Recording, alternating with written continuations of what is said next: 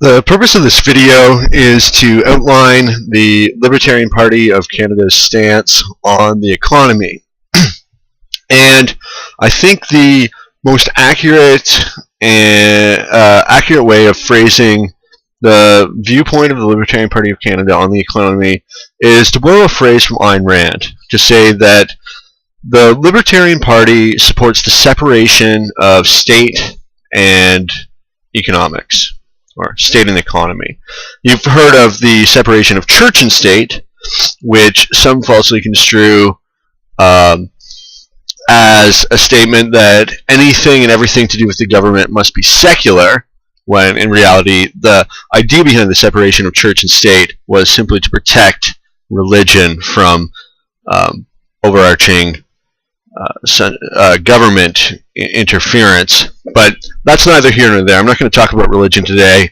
I am going to talk about the economy. So what does the Libertarian Party of Canada really stand for on the economy? Well, I said we stand for the separation of state and economy. So that means absolutely no government intervention in the economy whatsoever. No taxes, no regulations, no subsidies. So, and this is our goal. This is the end plan for where, in the meantime, we're more than willing to support half measures. So we favor a 0% income tax, but we also favor cutting the income tax by 1% or 0.5% or 5%, so long as we're heading in the direction towards 0% income tax. So we favor absolutely no regulations on industry. We believe that any individual or any corporation that owns property should be able to do with it as they please, so long as they do not harm another or their property. And so here sometimes the libertarian position can be misconstrued to say that we allow companies to pollute, which we most certainly do not. The way this is handled is through property rights. So part of the problem with pollution, and I don't want to talk too much about the environment right now. I'm gonna make another video that'll go into more detail into stuff such as the tragedy of the commons, or how a court system can be used to deal with pollution. But just suffice it to say that no regulations doesn't mean a company can do whatever they want, right? You still you can't be fraudulent. You can't lie to make a profit. You can't pollute, those sort of things. What we mean is, we don't want the government saying your business has to do this and this in such a certain manner. And in fact, if you understand the history of how regulation came to be in the political process, you understand why we advocate against regulation.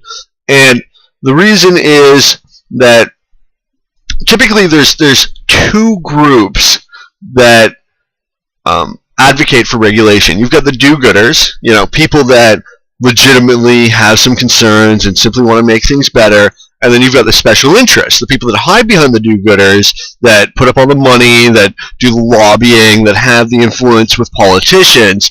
And so a prime example of this would be when the Sierra Club, the environmentalist group, and Holiday Inn teamed up to ban billboards. Okay, so this seems like, and they say politics makes for strange bedfellows, but why would these two groups team up, right? What does the Sierra Club have to do with Holiday Inn? Well, the Sierra Club's the do-gooders.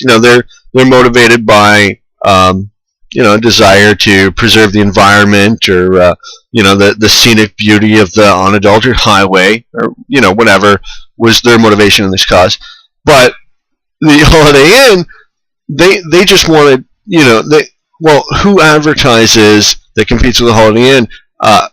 Motels, right? The Holiday Inn costs $100 a night, motel costs $50 a night, but the motel, you don't know it's there, right? So they have billboards, Motel 6, whatever, 2 block or next exit, 3 exits. So you have to look at the economic interest to really analyze policy. And if you look at government regulations that get passed, you see that people always benefit, and the people who benefit are usually the ones that are spending money to lobby to get these things passed. So you really have to ask yourself, cui bono, right?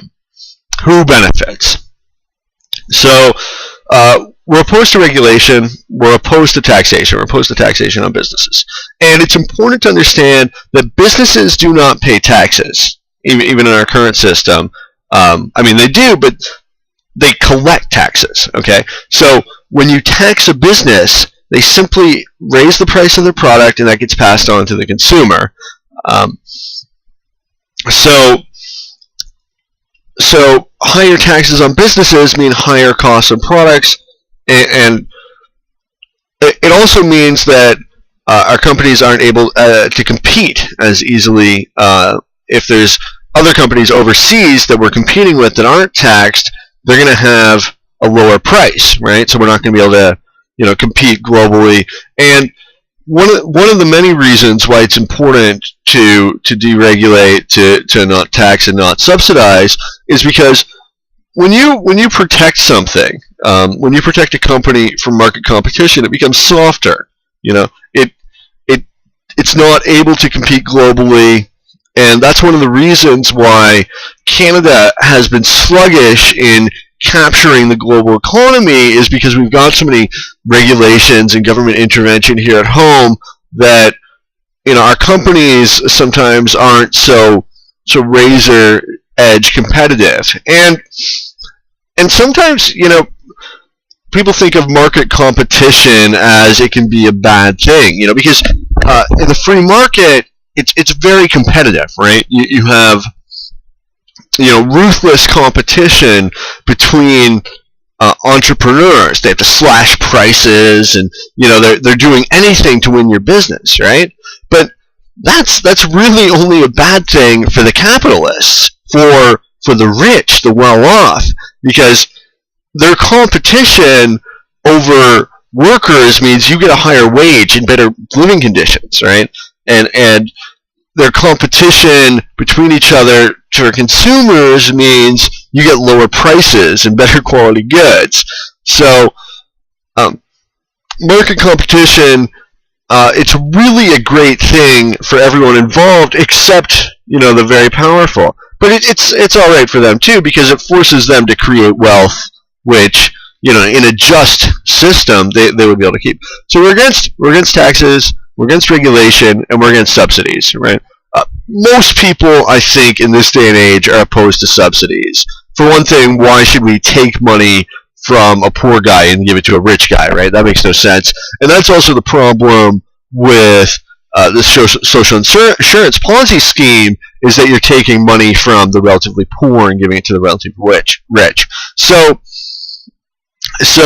subsidies, I mean, you have the government picking winners, and they did this here in London, Ontario, not very long ago, where City Hall and the provincial government, they teamed up to give a bunch of taxpayer money to Otker's Pizza so that they would move here. But they're taking money from businesses through taxes, and they're giving it to a different business and giving them an unfair competitive advantage, which it's unfair. It's unfair to anybody who owns a business, to anybody that works at a business currently, because now there's a chance they'll get shut down because you think that a little bit of tax hike wouldn't hurt, right? But when you factor in how many companies there are in the economy, there's got to be a few that are right on the margin of being profitable, and if you raise taxes on them, you're going to put them out of business.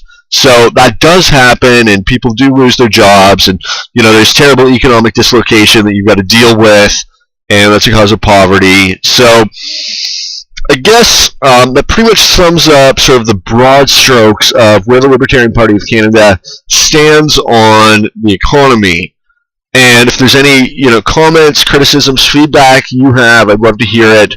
Let me know, and I'll do my best to answer your questions. Thank you for listening.